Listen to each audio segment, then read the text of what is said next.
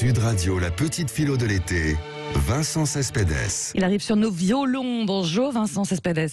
Bonjour Laurence. Philosophe et essayiste, voilà, comme tous les dimanches. La petite philo de l'été, alors forcément l'été, les vacances, c'est l'occasion de prendre un peu de recul, prendre un peu de distance avec nos amis, nos amours, nos collègues, notre famille.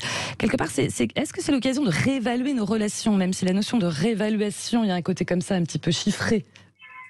Oui, c'est pas une réévaluation quantitative, mais c'est qualitatif. L'amitié, les liens, des liens de famille dont on ne peut pas se défaire, mais qu'il faut rendre un peu plus souple. Et puis des liens, des amours. Les vacances, c'est un moment de philosophie. On n'arrête pas de le dire sur la petite philosophie de l'été, la petite philo de l'été. On réévalue tout, on médite tout parce qu'on profite de la solitude, on profite de la distance.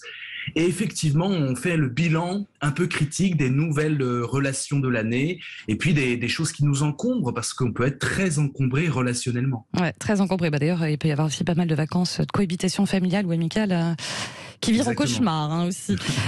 Encombré. Est-ce que quelque part on se dit tiens, c'est l'occasion de rompre aussi, de se dire bah non, ça m'apporte pas, telle personne ne m'apporte pas ou pas? Oui. Il y a un art de rompre. Art.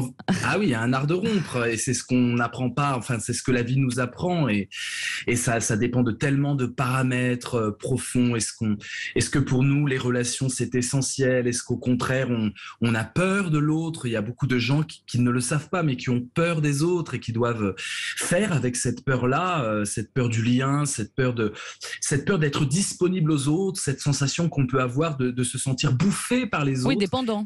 Ça. Dépendant et envahi. La peur de l'autre, c'est souvent l'idée que oh là là, si je commence à avoir de l'empathie pour l'autre et à tisser un lien, je vais souffrir 2 fois plus puisque la souffrance de l'autre deviendra ma souffrance. Ce qu'on oublie de dire, c'est que le bonheur de l'autre deviendra mon bonheur. C'est pour ça que c'est quand même chouette de se lier. Donc effectivement, en vacances, il y a des séparations possibles et il y a un art de la séparation. Et cet art ne s'apprend pas dans les livres. Il y a très très peu de livres qui nous explique comment rompre joliment et donc ça s'apprend avec notre maturité, puis aussi ça dépend bien sûr de la relation. Il y a des relations qui sont toxiques et c'est peut-être en vacances qu'on s'en rend compte. On peut s'en rendre compte en partant en vacances avec la personne qui nous est toxique et on voit qu'effectivement on étouffe parce qu'il n'y a pas les garde-fous de la vie quotidienne, les amis, les distractions, mais aussi ça peut être justement retrouver sa solitude et se dire finalement je suis mieux seul qu'accompagné. Et là, il faut aussi que le warning s'allume et se poser beaucoup de questions. Justement, il y a un phénomène dont on parle depuis quelques années maintenant, le phénomène du ghosting, notamment sur les réseaux. Le fait qu'une relation ne donne plus de nouvelles du jour au lendemain. Bon, ça, c'est pas nouveau, mais en tout cas sur les réseaux, sans explication aucune. Je crois même qu'on en parle comme une violence psychologique 2.0. Ghosting, ghosté, on disparaît comme un fantôme. C'est un signe des temps, ça, ou pas ? Ah oui, complètement, puisque ce n'est permis que parce qu'il y a des liens numériques, des liens virtuels. Le ghosting, c'est couper tous les liens qui me rattachent à l'autre, y compris et surtout les liens virtuels. Donc sur les réseaux, tout d'un coup, l'autre n'est plus là. Le ghosting doit être accompagné d'une absence d'explication. Sinon, c'est pas du ghosting, ça s'appelle une rupture classique. Donc le ghosting, c'est tout d'un coup. Alors il y a peut-être eu des warnings qui se sont allumés, des prises de bec, des explications, mais du jour au lendemain, et les vacances, c'est le lieu d'explosion de cette pratique. On profite de la distance physique pour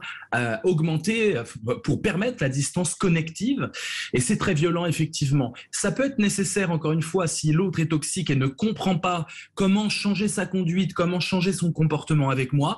Du coup, le ghosting devient une solution pour sortir de l'emprise, par exemple. Mais c'est extrêmement violent parce que aujourd'hui nous constituons notre identité dans ce que j'appelle un écosystème. Écosystème. Écosystème. L'ego, c'est le moi. Un écosystème, c'est un écosystème affectif. C'est l'écosystème de nos amitiés.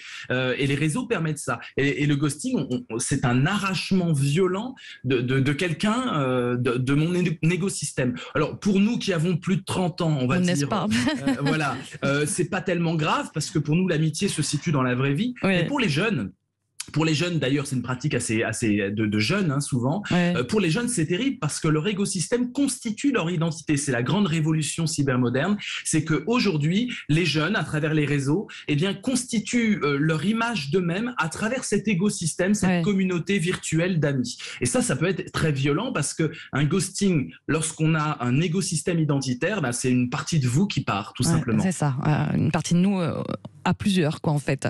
Exactement. On l'a bien compris, Vincent Cespedes, cet écosystème, donc c'est plus qu'un simple réseau de relations.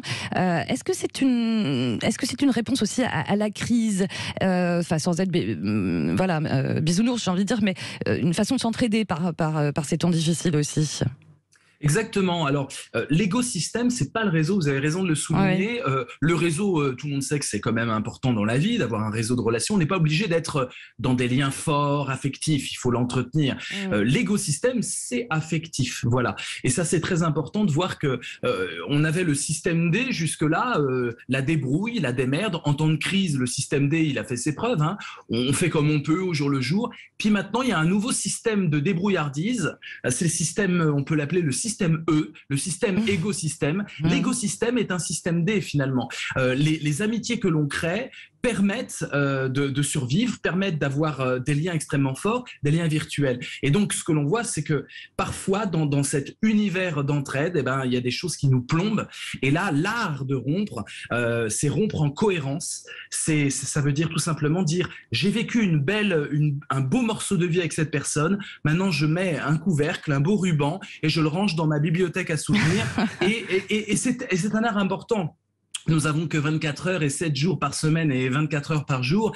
Et donc, on ne peut pas rencontrer la Terre entière. Aujourd'hui, les rencontres explosent, se démultiplient. Et donc, plus je rencontre, plus je dois dire au revoir. C'est presque mécanique. Et donc, il faut rompre en cohérence, rompre philosophiquement, on va dire, en ayant vraiment réfléchi, en ayant vraiment dialogué avec l'autre, plutôt qu'effectivement pratiquer cette violence qui finalement n'arrange personne parce que ça rend l'autre fou et l'autre va devenir obsédé. Je lis juste cette très belle phrase de Jean-Jacques Rousseau dans l'Ange Julie ou la Nouvelle Héloïse.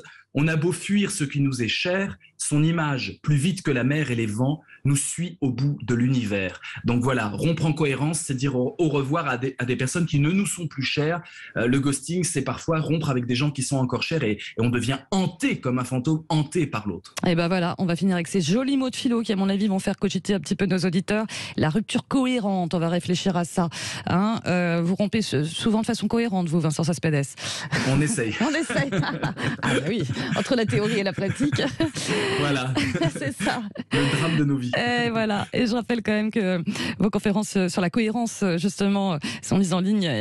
C'est un talk, hein, c'est ça? C'est ça, c'est un TEDx. Un oui, TEDx, tout à fait. oui, voilà. C'est 13 minutes de conférence. Gagner en confiance pour gagner de l'avenir. Et ben voilà, on va écouter ça. Merci beaucoup, Vincent. Merci. Le podcast, bien sûr, à réécouter, La Petite Philo de l'été. On se retrouve dimanche prochain. Merci.